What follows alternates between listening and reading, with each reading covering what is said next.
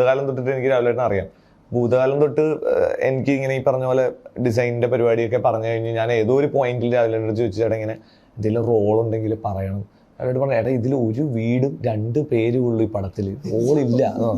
ഞാൻ പറഞ്ഞു okay okay. എന്നിട്ട് കുറച്ച് നാൾ കഴിഞ്ഞ് അടുത്ത പടം സ്റ്റാർട്ട് ചെയ്തപ്പോൾ ചേട്ടാ എന്തെങ്കിലും റോൾ ഉണ്ടെങ്കിൽ പറയാം. എടാ ഇതിൽ ഒരു വീടും 3 പേരേ ഉള്ളൂ, ഇത് ബ്ലാക്ക് ആൻഡ് വൈറ്റ് പടമാണ്, നീ എനിക്ക് ഏത് റോള് തരും?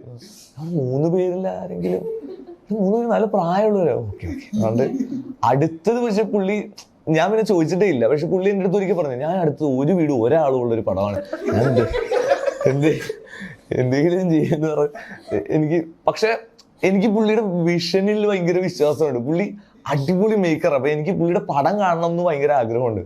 അതിന്റെ ഭാഗം ഞാൻ ഒരു പരിധി കഴിഞ്ഞ് രാവിലെ ആക്ടേഴ്സിനെ പ്ലേസ് ചെയ്യുന്നതും യൂസ് ചെയ്യുന്നതൊക്കെ ഭയങ്കര രസമായിട്ടാണ്.